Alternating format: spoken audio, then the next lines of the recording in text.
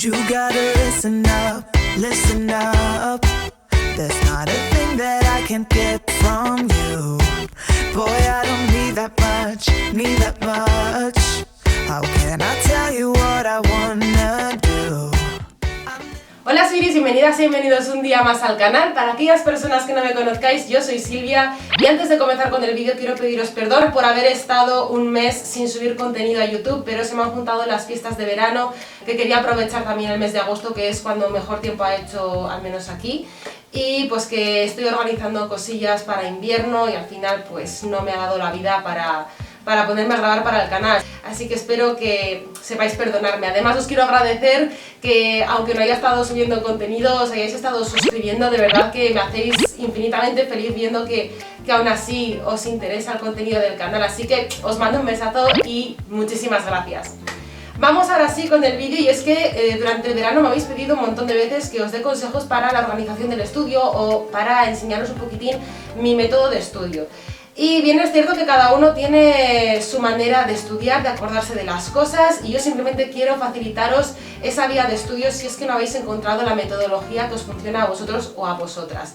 Yo no soy una estudiante ejemplar, tengo muy mala memoria, es todo un poco subjetivo, depende mucho del profesor, de la manera que tenga de corregir, pero os voy a comentar lo que hacía yo sobre todo para organizarme, porque esa es la clave, organizarse el tiempo, los apuntes y todo lo relacionado con los estudios. Mi última experiencia estudiando ha sido para prepararme el Advanced, así que pues está un poquito más guiado a eso, a la estructura que se tiene en la universidad, pero a lo mejor algún que otro consejo os puede servir estando en el curso que estéis, ya sea que seáis bastante pequeños o más mayores. El primer tip es organizar, como ya he dicho, el tiempo. Es esencial y a todas horas os lo dicen, que organicemos el tiempo, que utilicemos la agenda, y es que es cierto, porque se nos juntan un montón de cosas y se nos acaba olvidando la mitad. Yo os recomendaría que os hicieseis con una agenda que sobre todo os apareciera con todo el mes en cuadraditos para poder escribir pues las reuniones, los exámenes, las presentaciones, porque cuando tenéis todo el mes a la vista ya os podéis organizar bastante mejor, podéis calcular más o menos cuánto tiempo os va a llevar cada cosa, y creo que es un tip bastante útil que a mí me vino súper bien. Además, aparte de la agenda, que es más recomendable para cuando estáis fuera de casa y no tenéis un calendario a mano, os recomendaría tener eso precisamente, un calendario en vuestra zona de estudio.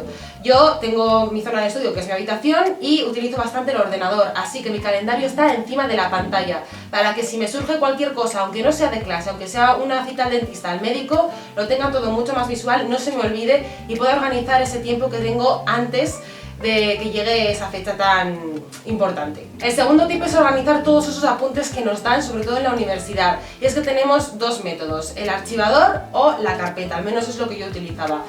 Yo me decantaba más por el archivador porque eso de llevar cuaderno ya me pesaba muchísimo, eso de llevar, yo qué sé, los libros o cualquier otra cosa me pesaba demasiado, y si llevaba cuaderno, libros, apuntes, etcétera, vamos, es que mi espalda acababa ya reventadísima. Así que lo que hice al final, después de tantos años en la universidad, fue coger hojas en blanco, yo escribía ahí mis apuntes y con un agujerador de estos individuales que llevaban en el estuche, hacía agujeritos para guardar toda esa temática en el archivador, me parecía mucho más útil. Además de que cuando terminábamos un tema, pues yo ya cogía esos apuntes y los metía en un plástico para guardar en otro archivador que tenía en casa. También es cierto que si no son demasiados apuntes podéis meter esas hojas sin tener que agujerear en los plásticos que nos vienen para meter en el archivador, que esa también es otra buena herramienta para organizar los apuntes. Además tenemos estos separadores por colores, tenemos que utilizar muchísimos plásticos porque la temática es muy extensa, así que ahí ya cada uno se organiza de la manera que mejor le venga. Si no nos gustan los archivadores, tenemos el otro método que es la carpeta, pero claro, ahí ya es un poquitín más difícil de organizar porque las que son con separadores interiores, el espacio que nos viene es bastante reducido, así que ahí ya no podemos hacerlo más grande, ampliarlo, etcétera, y es un poco más rollo. Una tablet también nos puede venir genial tanto para tener los apuntes dentro como para escribir en él, porque tenemos todo lo que necesitamos en un espacio súper reducido. Relacionado con los apuntes, es importante que no os diría cada semana, pero sí os recomendaría cada 2 semanas hacer un resumen, un esquema, mejor dicho, de todo lo que habéis dado en cada temática.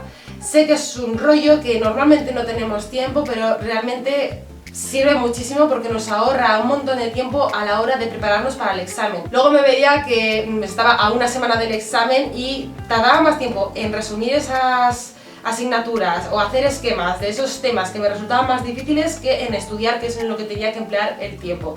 Así que, aunque os cueste, os recomendaría muchísimo que hicierais esto al menos 2 veces al mes. Además, en muchas universidades se venden o se pasan de estudiante a estudiante apuntes de años anteriores, exámenes de años anteriores, y esto de verdad que es muy útil para ver más o menos qué esperar del examen, de ese profesor, cómo ha entendido el otro estudiante la teoría, porque a lo mejor pues de la manera que nos han explicado este año, porque los profesores también cambian un poco la explicación, no lo hemos llegado a entender, y viendo los apuntes de otra persona pues se nos enciende la bombilla y lo entendemos perfectamente. Así que os recomendaría que preguntaseis y que os hicieseis con apuntes de años anteriores y exámenes, para al menos tener una idea. Otro tip muy importante y muy básico que nos dicen siempre es ir o acudir a las tutorías de los profesores. Sé que es un rollo, que a veces los profesores son muy serios y nos da hasta cosa ir a la tutoría porque decimos, va, bueno, ya le preguntaré a alguien, pero de verdad hay que ser pesados, se quedan con vuestra cara y creáis ahí un pequeño vínculo de, bueno, incluso de poder llegar a aprobar el examen porque le habéis caído bien o porque ven que os estáis esforzando.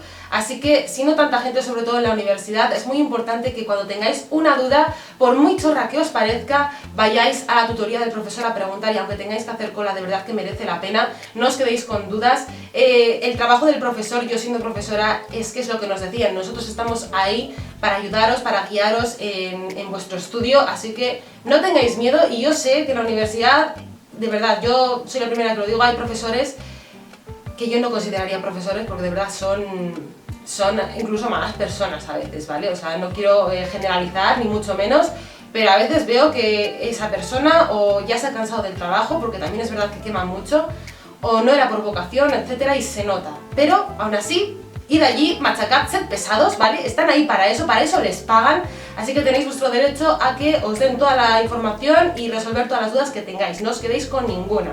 Cuando llega el momento ya de ponernos a estudiar, porque el examen está a la vuelta de la esquina, lo más importante es tener un área de estudio despejada, porque vais a estar con apuntes de aquí para allá y como se os pierda algo por algún lado, que se os mezcle con papeles de otras cosas, os podéis volver locos y locas, de verdad.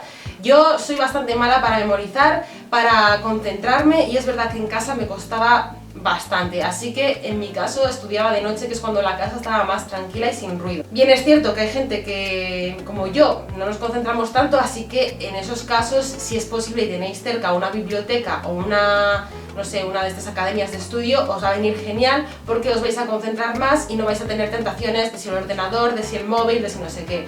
Eso es algo también que tenéis que intentar cuidar, porque el móvil y el ordenador nos distraen demasiado, y cuando estamos ya que no podemos más, que vemos que ya llega el día, no nos podemos permitir el lujo de ponernos a mirar redes sociales, etcétera. Sé que es una manera de desconectar, pero lo hacemos más a menudo de lo que deberíamos para poder realmente memorizar todo aquello que necesitamos, porque desgraciadamente así funciona la metodología de estudio en España. Cada persona es un mundo, como ya digo, y no me quiero enrollar con este tema, pero sí que es recomendable 1 hora al menos de estudiar, 20 minutos de descanso, otra hora o media hora estudiando, hacer ese intervalo para que no se os haga tan pesado. Relacionado con esto, hay veces que ya estamos a tope, que los profesores no tienen horas de tutorías y tenemos esa duda que ya no sabemos cómo resolver ni mirando en internet, así que es aconsejable en esos casos o llamar a un amigo o juntarse 3-4 personas, ¿vale? Que queráis realmente esclarecer dudas entre vosotros para intentar solventarlas, porque hay veces que tú no entiendes algo, pero el de al lado sí, te lo puede explicar y tal.